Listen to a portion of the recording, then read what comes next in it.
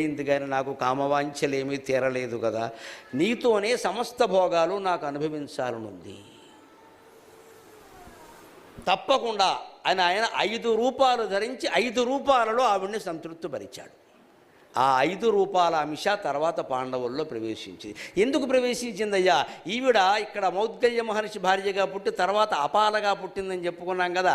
అప్పుడు ఈవిడ భర్త గురించి నాకు పెళ్ళవట్లేదు అని తపస్సు చేసినప్పుడు శివుడు ప్రత్యక్షమయ్యాడు. నీకేం కావాలంటే భర్త భర్త భర్త భర్త భర్త అని 5 సార్లు అడిగింది. ఆవిడ వెనకాల కథ వేరే ఉంది, శివుడు సంకల్పం వేరే ఉంది.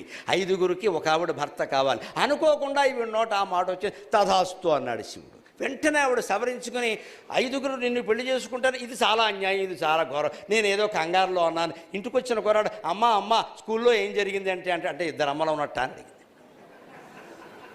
మరి ఇంటికి వచ్చిన కుర్రాడు స్కూల్ నుంచి వచ్చి అమ్మ ఈవేళ మా బడిలో ఏం జరిగిందంటే 2 అమ్మలు ఉన్నారు అక్కడ. మరి అంతే కదా లాంగ్వేజ్. కానీ వరాలు శాపాల్లో ఎప్పుడు లాంగ్వేజ్ చాలా ముఖ్యం అండి. శివుడు దాన్ని పట్టుకున్నాడు ఇక్కడ. ఎందుకంటే ఆయనకు ప్రణాళిక ఉంది, అంతకుముందు ఒక కథ ఉంది, అది కూడా చెబుతా. ఆ కథ నడవాలి అంటే